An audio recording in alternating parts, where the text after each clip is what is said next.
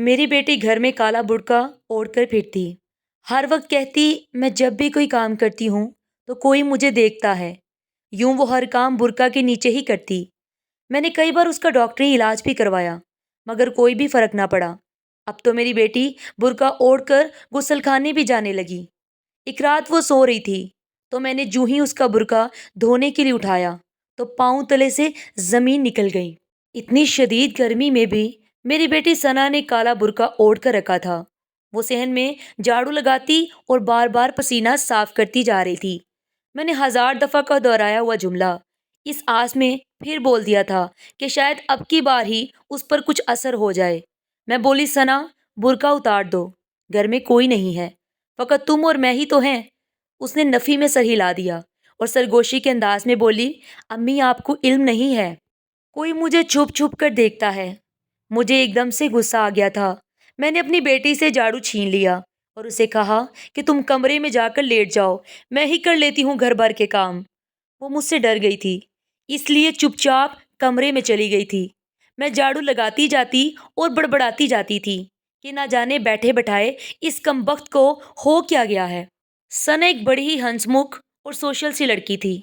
नए तर्जे का फैशन सबसे पहले मोहल्ले में वही तो करती थी। वो मोहल्ले की सब खवातीन उससे बड़ी मुतासिर थी, मगर बेड़ा गर्क हो परवीन का, जिसने मेरी बेटी का ये हाल बना दिया था। न जाने दुनिया जहान छोड़कर सना ने मोहल्ले में आने वाली 35 वर्ष की बेवा परवीन के साथ दोस्ती क्यों गांठ ली थी। जैसे जैसे उन दोनों की दोस्ती बढ़ती गई, मेरी सना के रंग ढंग बदलते ही चले गए थे। वो हर वक्त स्याह बुर्का ओढ़कर रखती थी और कहीं भी आती जाती नहीं थी।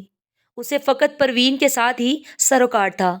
शाम हुई तो मैंने सना को आवाज दी कि आकर हांडी पका लो, तुम्हारे अब्बू आने ही वाले हैं। वो स्याह बुरके में मलबूस थी। उसे देखकर ही मुझे गर्मी सी लगने लगती थी।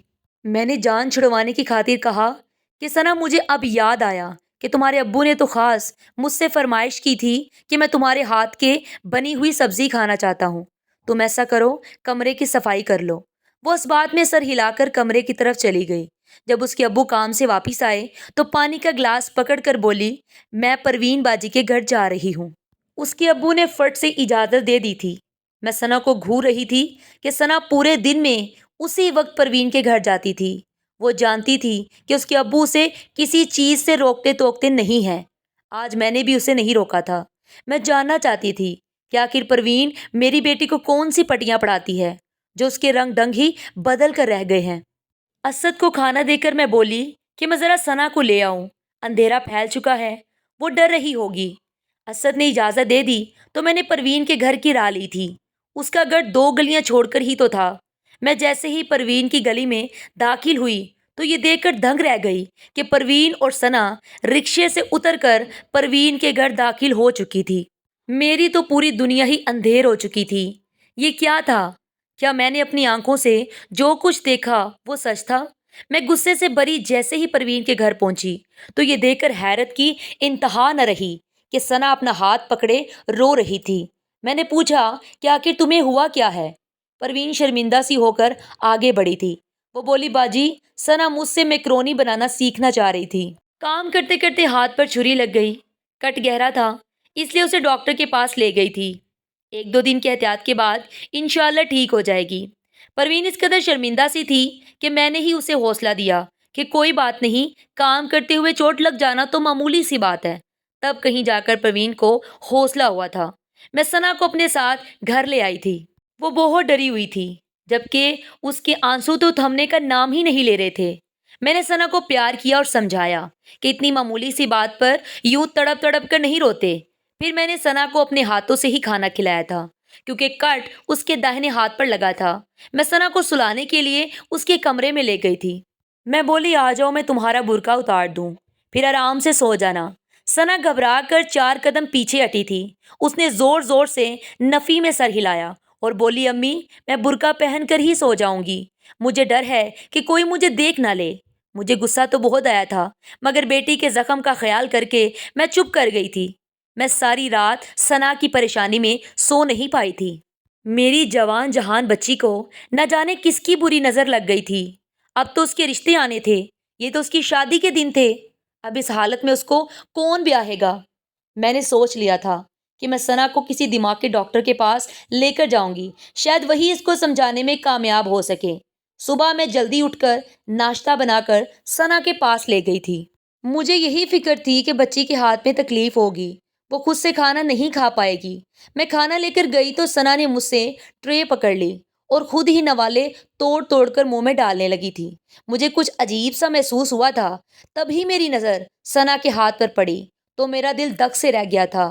اب پٹی اس کے بائیں ہاتھ پر بندھی ہوئی تھی۔ ثنا نے میری نظروں کا تعاقب کیا تو اس کا چہرہ زرد پڑ چکا تھا، اس کے گلے میں نوالا اٹک گیا۔ اس نے کھانستے ہوئے مجھے پانی لانے کا اشارہ کیا تھا۔ میں پانی لے کر لوٹی تو ثنا کی پٹی ایک بار پھر سے دائیں ہاتھ پر بندھی ہوئی تھی۔ میں اس کے سر پر ہاتھ پھیر کر خود باہر نکل آئی تھی۔ میرا دل انجانے وسوسوں کے تحت دھڑک اٹھا تھا۔ نہ جانے میری بچی یہ سب کیوں کر رہی تھی، اس نے ہاتھ کی چوٹ کا بہانہ کیوں کیا تھا، اور پھر آخر وہ کل گئی کہاں تھی؟ میرے ساتھ تو گلی کے کونے تک نہ جاتی، نہ جانے پروین کے ساتھ کہاں کہاں کی سیر کرتی پھر رہی تھی۔ میری بچی میں کوئی عیب نہیں تھا، یہ تو میں جانتی تھی، لیکن پروین پر مجھے بڑا گہرا شک ہو گیا تھا۔ میں نے سوچ لیا تھا کہ ہم اس کا پتہ لگا کر ہی چھوڑوں گی، باقی کا قصہ خود بخود کھل جائے گا۔ اب میں پروین کے معاملات پر بڑی گہری نگاہ رکھنے لگی تھی، یہاں وہاں سے اس کے متعلق پوچھتی رہتی تھی۔ مجھ پر یہ انکشاف ہوا تھا کہ فقط میری ثنا ہی نہیں بلکہ محلے کی باقی لڑکیاں بھی اس کی گرویدہ تھی۔ اس کے گھر میں ہر وقت رونق لگی رہتی تھی، کبھی کوئی لڑکی اس سے بریانی سیکھنے چلی گئی تو کبھی کوئی لڑکی کوفتے بنانے کے ہنر میں طاق ہو گئی تھی۔ میں نے تو جس عورت سے بھی پوچھا سب کی سب ہی پروین کو جھولیاں بھر بھر کر دعائیں دیتی تھیں کہ اس کی وجہ سے ان کی بیٹیوں نے گھرداری میں دلچسپی لینی شروع کر دی ہے، مگر حیرت کی بات یہ تھی کہ دوسری کسی لڑکی کا رجحان مذہب کی جانب نہ ہوا تھا۔ خیر، محلے کی عورتوں کی باتیں سن کر میں بھی بڑی ہلکی پھلکی سی ہو گئی تھی۔ مجھے بھی خوشی ہوئی تھی کہ چلو میری بیٹی کو بھی استاد مل گئی ہے، لیکن میری بیٹی مجھے مکمل طور پر خوش ہونے دیتی ہی کہاں تھی۔ میں تو اس کی عجیب و غریب حرکتوں سے عاجز آ چکی تھی۔ اب تو ثنا باتھ روم جاتے ہوئے بھی عبایا نہیں اتارتی تھی۔ ایک دن میں نے غصے میں آ کر ثنا سے کہا کہ جنت میں جانے کے لیے صرف پردہ ہی کافی نہیں ہے، بلکہ نماز قرآن بھی پڑھنا پڑتا ہے، ماں باپ کو بھی راضی کرنا پڑتا ہے۔ میری بات سن کر ثنا کی آنکھوں میں ایک دم سے پانی آ گیا تھا۔ وہ بولی، امی، مجھ جیسی گناہ گار لڑکیاں جنتوں میں نہیں جاتی۔ میں تو اس لڑکی سے بہت تنگ آ گئی تھی، پتہ نہیں اس کے دل میں کیا چل رہا تھا۔ میں نے ڈاکٹر سے مشورہ کیا اور ثنا کو نفسیاتی ڈاکٹر کے پاس لے گئی تھی۔ ڈاکٹر نے مجھے بتایا کہ ثنا نے پہلے سیشن میں کچھ بھی نہیں بتایا تھا، اس لیے وہ چاہتا تھا کہ میں اسے ہر ہفتے وہاں لے کر جایا کروں۔ نفسیاتی ڈاکٹر کی فیس بہت زیادہ تھی، مگر میں اپنی بیٹی کو بالکل تندرست دیکھنا چاہتی تھی، اس لیے میں کیسے بھی کر کے پیسوں کا انتظام کرنے لگی تھی۔ میں اپنے طور پر بھی ثنا کو سمجھاتی رہتی کہ پردہ نہ باپ سے ہوتا ہے اور نہ ہی ماں سے، اسلام ہمیں غیر محرم سے پردہ کرنے کا حکم دیتا ہے۔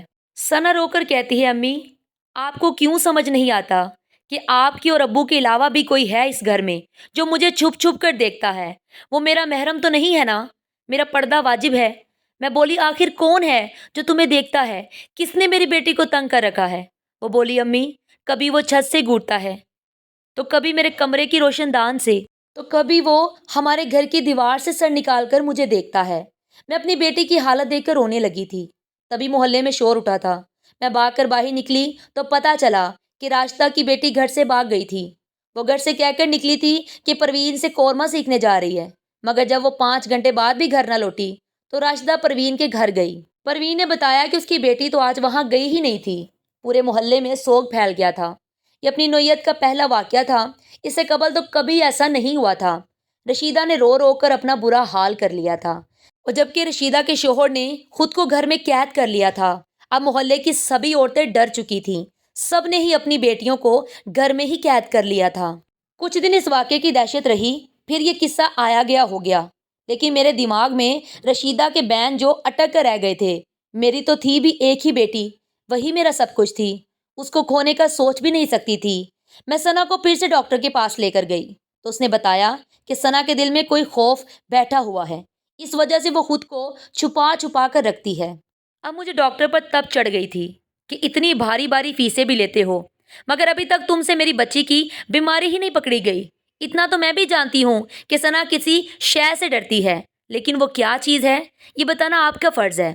ڈاکٹر نے مجھے تسلی دی تھی، لیکن میں نے فیصلہ کر لیا تھا کہ میں نے اپنی بیٹی کو دوبارہ وہاں نہیں لے کر جانا۔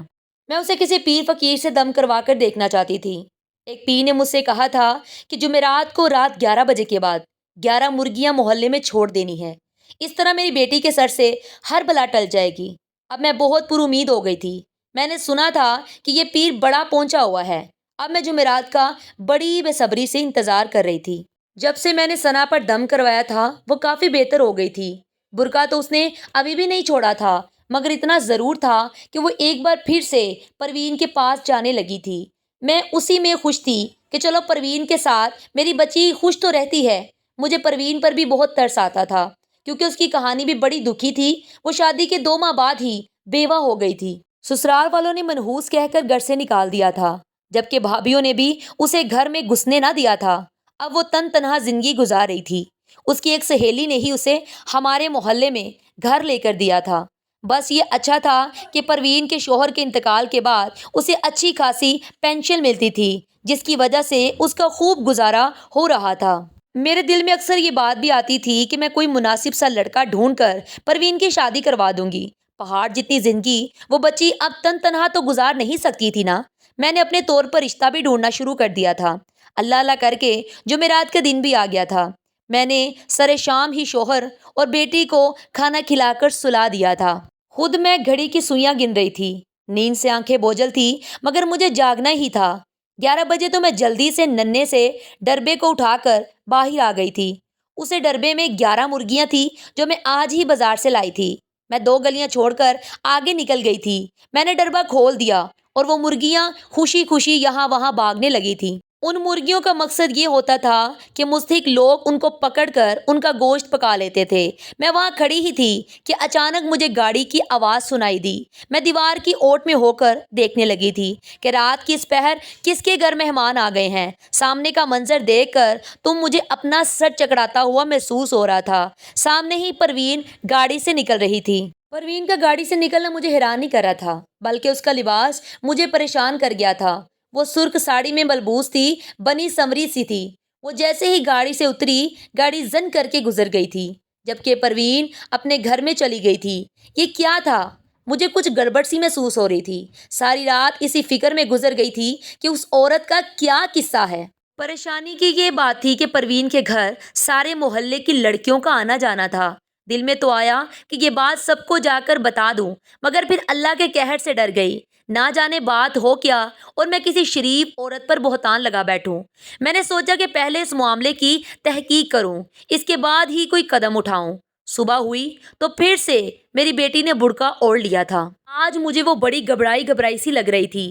وہ بار بار کہہ رہی تھی کہ امی مجھے پروین باجی کے گھر جانا ہے، مگر میرا دل نہیں مان رہا تھا کہ میں اسے وہاں جانے دوں۔ میں اس کو ٹالتی رہی تھی۔ وہ کچن میں جا کر برتن دھونے لگی تھی۔ میں گلاس لینے کچن میں گئی تو یہ دیکھ کر دنگ رہ گئی کہ میری ثنا تو مجھ سے چھپ چھپ کر رو رہی تھی۔ میں نے اس کو پچکار کر پوچھا کہ بیٹا کیا ہوا ہے؟ وہ نفی میں سر ہلاتی رہی لیکن بولی کچھ بھی نہ۔ میں نے آگے بڑھ کر اسے گلے لگایا تو وہ مجھے دھکا دے کر اپنے کمرے میں بھاگ گئی تھی۔ میرا سر دیوار میں جا لگا تھا۔ مجھے چکر آنے لگے تھے، اس لیے نہیں کہ میرا سر دیوار میں لگا تھا، بلکہ اس لیے کہ ثنا کو گلے لگاتے ہوئے جو احساس مجھے ہوا تھا اس نے مجھے اندر ہی اندر ختم کر ڈالا تھا۔ میں زمین پر بیٹھتی چلی گئی اور روتی رہی تھی۔ یہ سب کیا ہو رہا تھا؟ یا اللہ میری ثنا کو ہو کیا گیا ہے؟ ثنا نے خود کو اندر بند کر لیا تھا۔ میں بھی چاہتی تھی کہ وہ کمرے میں ہی رہے۔ میں اس کا سامنا نہیں کرنا چاہتی تھی کیونکہ مجھے ڈر تھا کہ کہیں میرے بہن کی تصدیق نہ ہو جائے۔ میں زمین پر بیٹھتی چلی گئی اور روتی رہی تھی کہ یہ سب کیا ہو رہا تھا۔ یا اللہ میری ثنا کو ہو کیا گیا ہے؟ ثنا نے خود کو اندر بند کر لیا تھا۔ میں بھی چاہتی تھی کہ وہ کمرے میں ہی رہے۔ میں اس کا سامنا نہیں کرنا چاہتی تھی۔ اس طرح میں اپنی آنکھیں بند کر کے بیٹھ گئی تھی۔ شام میں جب اسد آئے تو ثنا کا پوچھنے لگے تھے۔ میں بولی کہ وہ آج جلدی سو گئی ہے۔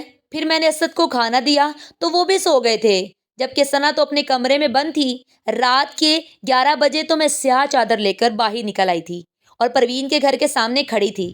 تبھی ایک بہت بڑی گاڑی تیز رفتاری سے آئی اور پروین کے گھر کے سامنے جا رکی تھی۔ پروین بڑی عجلت میں گھر سے نکلی تھی۔ میں یہ دیکھ کر حیران رہ گئی تھی کہ وہ تو بالکل دلہنوں کی طرح سجی سنوری سی وہ بڑی ادا سے گاڑی میں جا بیٹھی تھی۔ مجھے کچھ نہ سوجا تو میں بھی ساتھ ساتھ چلنے لگی تھی۔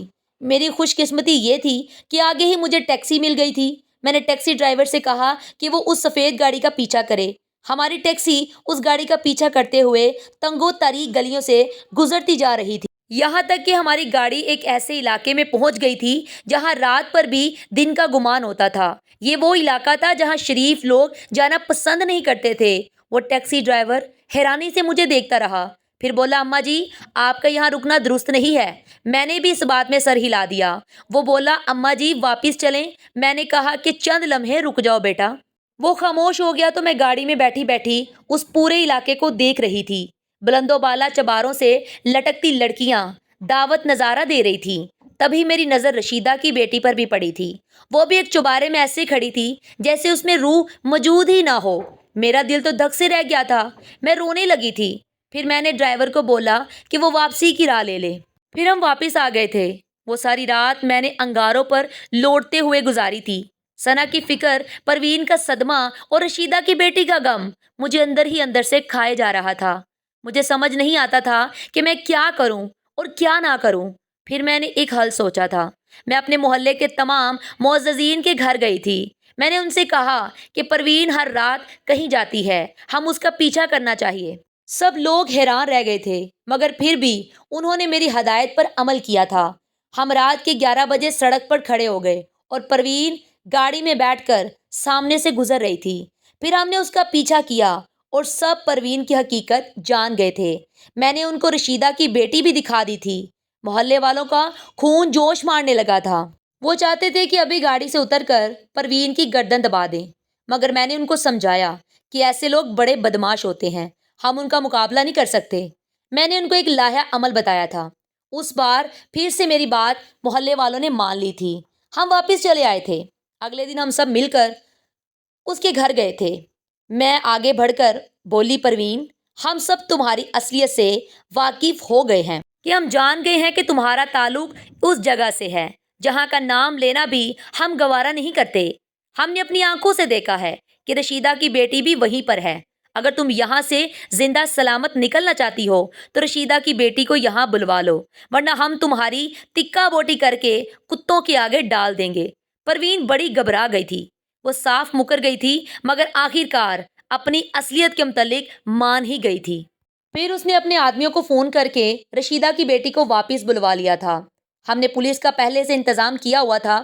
لڑکی اغوا کے کیس میں پولیس پروین اور اس کے آدمی کو پکڑ کر لے گئی تھی۔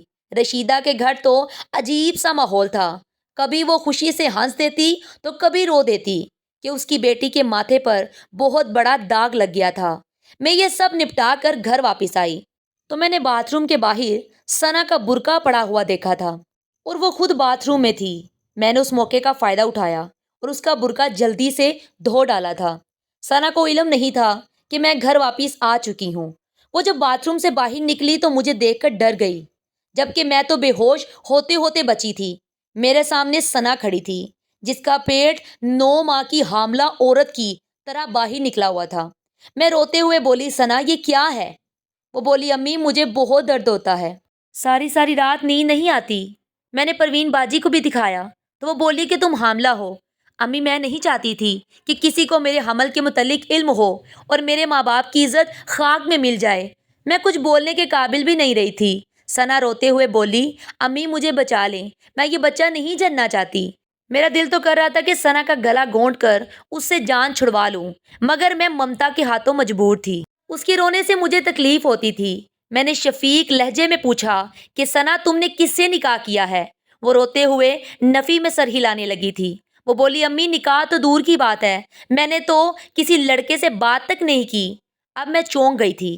میں بولی، پھر یہ حمل یہ کیسے ممکن ہے؟ ثنا بولو، امی مجھے پروین باجی نے کہا تھا۔ پھر جس دن میں نے ہاتھ کے زخم کا ناٹک کیا تھا وہ مجھے اپنے ساتھ ڈاکٹر کے پاس لے کر گئی تھی۔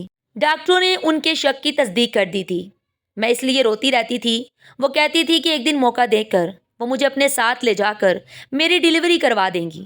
میں جان گئی تھی کہ وہ اپنے ساتھ میری ثنا کو کیوں لے جانا چاہتی تھی، وہ اسے بھی اپنے کوٹھے پر بٹھا کر نچواتی۔ میں نے ثنا کے برقعے کے سوکھنے کا انتظار کیا، پھر اسے اپنے ساتھ ہسپتال لے گئی تھی، جہاں چیک اپ کے بعد پتہ چلا کہ ثنا حاملہ نہیں تھی، بلکہ اس کے پیٹ میں رسولی تھی جو دن بدن بڑھتی جا رہی تھی۔ اب وہ اس قدر بڑھ چکی تھی کہ ثنا کی جان کو بھی خطرہ تھا۔ میں نے اللہ پر توکل کر کے اسی وقت ثنا کا آپریشن کروا دیا تھا۔ اللہ کا لاکھ شکر ہے کہ میری ثنا بچ گئی تھی، اسے ایک نئی زندگی مل گئی تھی۔ اب آہستہ آہستہ ثنا بہتر ہونے لگی تھی۔ میں نے ثنا سے پوچھا کہ بیٹا کیا اب بھی تمہیں محسوس ہوتا ہے کہ کوئی تمہیں دیکھ رہا ہے؟ ثنا نے نفی میں سر ہلا دیا تھا۔ وہ بولی امی مجھے کبھی بھی ایسا محسوس نہیں ہوا تھا، میں تو برقع پہننے کے لیے بہانہ بناتی تھی۔ پروین باجی نے جو بھی ڈرا دیا تھا۔ میں نے اپنی بیٹی کے سر پر ہاتھ پھیرا اور کہا ثنا میری ایک بات ہمیشہ یاد رکھنا کہ اپنا دکھ، درد، پریشانی ہمیشہ اپنے ماں باپ یا گھر والوں کو بتانی چاہیے۔ جب ہم باہر سہارے ڈھونڈنے لگ جاتے ہیں تو وہی ہمیں گہرے کنویں میں دھکیل دیتے ہیں۔ اگر آپ کو آج کی کہانی پسند آئی ہو تو ویڈیو کو ضرور لائک کیجیے گا اور اپنے دوستوں کے ساتھ بھی شیئر کیجیے گا۔ اور ہاں، اگر آپ نے ابھی تک ہمارا چینل سبسکرائب نہیں کیا تو ضرور سبسکرائب کریں۔ ملتے ہیں ایک نئی دلچسپ کہانی کے ساتھ۔ اللہ حافظ۔